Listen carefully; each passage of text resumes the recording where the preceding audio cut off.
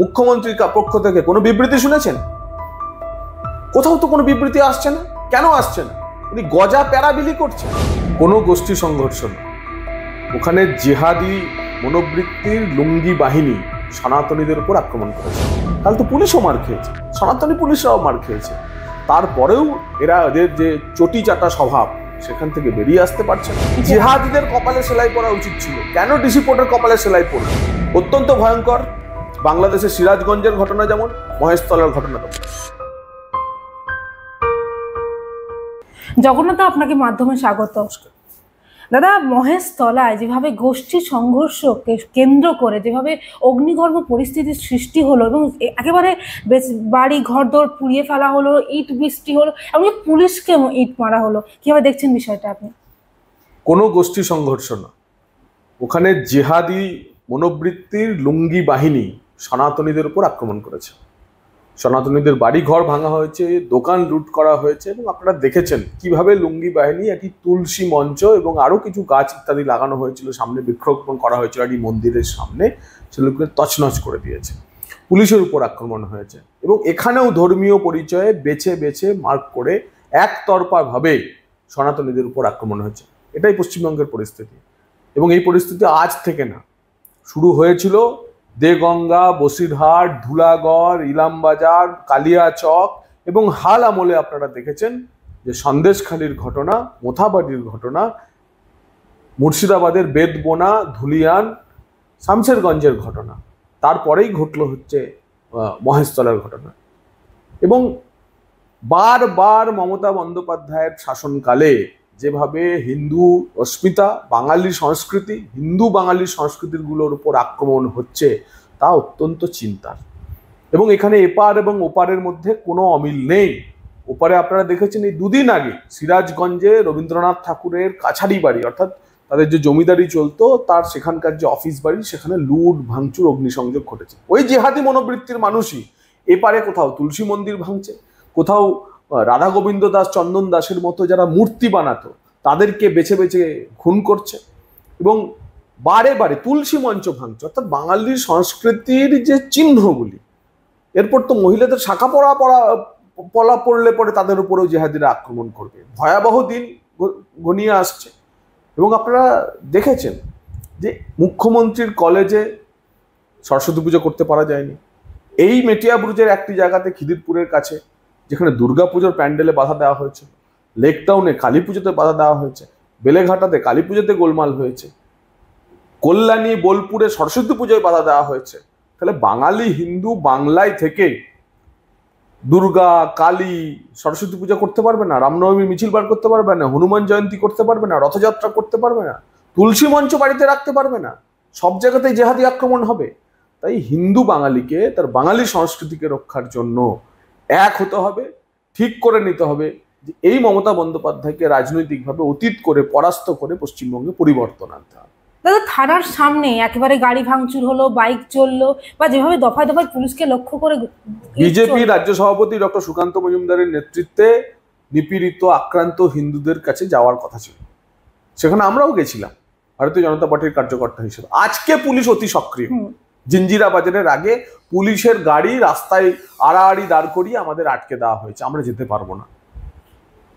তার থেকে কিছু দূরে বোরখা বাহিনী, লুঙ্গি বাহিনীর জমায়েত আছে, তাদেরকে জমায়েতে পুলিশের বাধা দেয়। কিন্তু আমরা যদি যাই, ভারতীয় জনতা পার্টির কার্যকর্তারা যদি যায়, ভারতীয় জনতা পার্টি প্রদেশ নেতৃত্ব যদি জিঞ্জিরা বাজারে মহেশতলাতে গিয়ে নিপীড়িত হিন্দুর সঙ্গে দেখা করে, তাতে পুলিশের আপত্তি। কাল তো পুলিশও মার খেয়েছে, সনাতনী পুলিশরাও মার খেয়েছে। তারপরেও এরা এদের যে চটি চাটা স্বভাব, সেখান থেকে বেরিয়ে আসতে পারছে না। এরা সংবিধানের বদলে, অশোক স্তম্ভের বদলে জোড়া ফুল ছাপ লাগিয়ে নিয়েছে। এবং এটাই পশ্চিমবঙ্গের অত্যন্ত দুর্ভাগ্য, যেখানে শাসকের আইন চলে না, আইনের শাসন চলে না, শাসকের আইন চলে। এবং একথা আমরা না, গত কলকাতা হাইকোর্ট বলেছে। এবং প্রতি পদে পদে বিরোধী রাজনীতির পরিসরে আমরা যারা আছি তারা দেখতে পাচ্ছি যে কিভাবে এই পরিস্থিতি চলছে। কেন এই পুলিশ কেন ব্যর্থ হচ্ছে বারবার, সেটা মুর্শিদাবাদ হোক বা মহেশতলা? পুলিশ ব্যর্থ একটা কারণেই হচ্ছে যে দীর্ঘ 15 বছর ধরে পুলিশ দুধেল গাইদের সংরক্ষণ করতে করতে তাদের পেশাদারিত্ব হারিয়েছে। পুলিশের উপর আইন শৃঙ্খলা রক্ষার জন্য গুলি চালানোর কোনো অনুমতি নেই। পুলিশ দুধেল গায়েরা সামনে এলে লাঠি চালাতে পারে না, পুলিশ দুধেল গায়েরা সামনে এলে গ্যাস চালাতে পারে না, আইন শৃঙ্খলার পরিস্থিতিতে পুলিশ দুধেল গায়েরা সামনে এলে টেবিলের তলায় আশ্রয় নেয়। তার ফলে পশ্চিমবঙ্গ পুলিশ পেশাদারিত্ব হারিয়েছে। যে কোনো জায়গাতে, যে কোনো রাজ্যে আইন শৃঙ্খলা রক্ষার জন্য পুলিশকে মানুষ ভয় পাওয়ার কথা, পুলিশকে অপরাধীরা ভয় পাবে। এখানে পশ্চিমবঙ্গ পুলিশ অপরাধীদের ভয় পায়। আর যদি যোগী রাজ্য হতো, উত্তরপ্রদেশ হতো, পিটিয়ে ঠান্ডা করে দিত পুলিশ। কিন্তু এখানে কি হচ্ছে, এখানে উল্টো ঘটনা ঘটেছে। এবং ওই ঘটনায় যেখানে আক্রান্ত সনাতনীরা, সেখানে গ্রেপ্তার করেছে বিজেপির বুথ স্তরের কিছু কার্যকর্তাকে পুলিশ।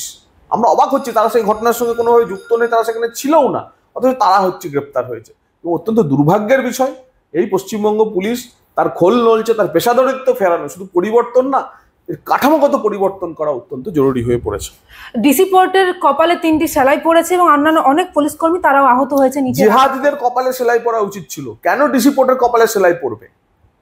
এই আক্রমণের মুখে দাঁড়িয়ে পুলিশ কেন এই সাফাই দিচ্ছে যে পুলিশ আক্রান্ত? পুলিশ কেন বলছে না যে আমরা আক্রমণকারীদের চিহ্নিত করে গ্রেপ্তার করেছি? এখনো পর্যন্ত পশ্চিমবঙ্গ পুলিশের পক্ষ থেকে, ডায়মন্ড হারবারের সাংসদের পক্ষ থেকে, মুখ্যমন্ত্রীর পক্ষ থেকে কোনো বিবৃতি শুনেছেন? কোথাও তো কোনো বিবৃতি আসছে না। কেন আসছে না? উনি গজা প্যারা বিলি করছেন, তাও কি না পশ্চিমবঙ্গের মিষ্টি সংস্কৃতিতে গজা, উড়িষ্যার গজা, প্যারা মথুরার প্যারা। উনি যদি দেবেনই সরকারি পয়সা খরচ করে বাঙালিকে মিষ্টি খাবেন, কেন তিনি একবার করে রসগোল্লা দেবেন না? বাঙালি কেন গজা প্যারা খাবে? উনি তো বাংলার মেয়ে, তাহলে বাঙালি মিষ্টি কেন খাওয়াচ্ছেন না?